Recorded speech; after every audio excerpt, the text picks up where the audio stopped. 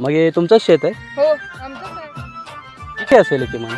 हे 2 एकर आहे, अजून आमचं 10 एकर आहे. सगळं मिळून आम्ही 2 एकर मध्ये काम करायला लागलो. टोटल किती एकर आहे तुमचं शेत? आमचं टोटल 10 एकर आहे बघा. 10 एकर आहे. हो. अच्छा, हे तुम्ही बघू शकता लांब आहे एवढं.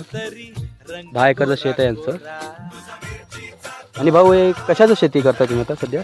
आम्ही द्राक्षीचा बाग लावलंय? हो वा मस्तच आहे. हो मग याच्यामध्ये काय औषध वगैरे लावता तुम्ही? मारत असता? औषध मारतो की आम्ही दररोज न चुकता औषध मारतो. अच्छा, हो मग हे द्राक्षी तर अजून लागले नाही याला? हा द्राक्ष लागले ती. नाही, छोटे छोटे मोहळ आहे तो अजून. हा अजून छोटे आहे ते अजून एक सेकंड, तुमच्या हातावर काहीतरी लिहिलेलं आहे. काय लिहिलं दाखवता आम्हाला? DK रॉयल द्राक्ष बागेदार. अरे म्हणजे तुम्ही रॉयल शेतकरी भाऊ. हो हो, तुम्ही द्राक्ष लागल्यावर द्राक्ष विकता की? मी मणिका पहिला द्राक्ष उतरतो, मणिका करतो, त्यावर आम्ही स्टोरेजला पाठवतो, त्यातनं माल विकतो. अच्छा, मग आता हे तुम्ही काय करताय? आम्ही आता औषध चालू करतो. आता खडा झाल्यावर माल उतरतो, सगळं उतरून ती स्टोरेजला नेतो. त्यातनं आम्ही सगळं नेटिंग मिशन सगळं करतो. त्यातनं सगळं पीस चांगलं होतं, त्यातनं आम्ही स्टोरेजला पाठवतो. स्टोरेजमध्ये गेल्यावर त्याने घेते पैशाने. मग एवढं सगळं केल्यावर तुम्हाला द्राक्षीला भाव भेटतो का? हो तरी पण फायदा कशामध्ये, द्राक्षीमध्ये की मनुक्यामध्ये? आमचं फायदा आहे मनुक्यामध्ये. अच्छा, भाव चांगला आहे तो मनुक्याला? हो मनुक्याला भाव 350 300 पर केजी. हो बरं आहे मग राव. तर हे तुम्ही काय काढताय? हे आम्ही गवत करतो द्राक्ष बागात. कशामुळे म्हणजे काय? गवत जास्त झालंय ती सगळं अच्छा, छान दिसत नाही म्हणून. ओके, गवत करतो सगळं. म्हणजे असं किती दिवसात ना, म्हणजे महिन्यातनं एकदा करता की 2 महिन्यातनं एकदा? आम्ही आता गवत झालं तर काढायला चालू करतो.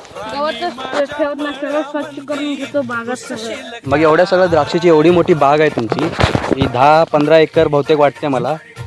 तर एवढ्या 10-12 एकरामध्ये तुम्ही काका आणि तुम्हीच द्राक्ष छाटणी करता का? नाही, आम्ही आमच्या गावातले माणसं येतात छाटणी करायला, त्यांच्याकडून छाटणी करून घेतो. आम्ही सगळेजण करून घेऊन सगळं त्यांच्याकडून पेस्ट लावतो. सगळं करून घेऊन त्यांना आम्ही सगळं सांगतो, असं लावायचं तसं लावायचं. मग तुम्हाला त्रास होत नाही का, म्हणजे एवढा उन्हात आणत द्राक्षाच्या बागात हिंडायचं वगैरे? आम्ही तेवढा त्रास होतोय खरं, तर काय करतो, सहन करावं लागतं.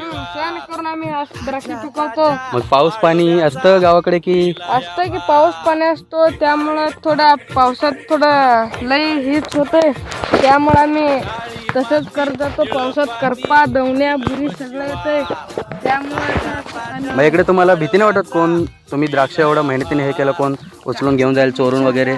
कोणी आम्ही काय भेट नाही. आम्ही दररोज शेतातच झोपतो. रात्री द्राक्ष झाल्यावर कोण येत नाही. शेतात भीती नाही वाटत? कोल्हा साप येत नाही काय? काही येत नाही.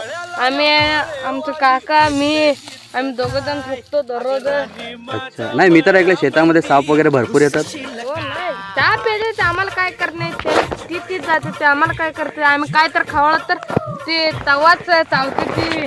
अच्छा, म्हणजे आपण काय केलं नाही तर ते काय नाही करणार आपल्याला? आम्हाला काहीच करणार, ती जाते. मग लय मेहनत लागते.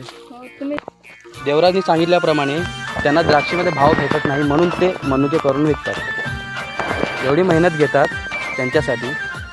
एक सॅल्यूट आहे बॉस. देवराज, सॅल्यूट आहे भाऊ तुम्हाला.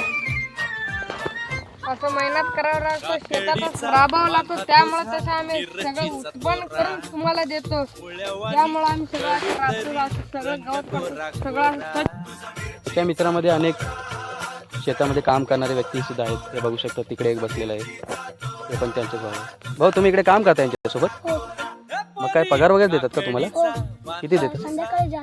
किती देतात? अच्छा, त्यांना 500 रुपये भेटतात. मित्रांनो, मी काल इकडे आलेलो, देवराजचे 2च मित्र काम करत होते.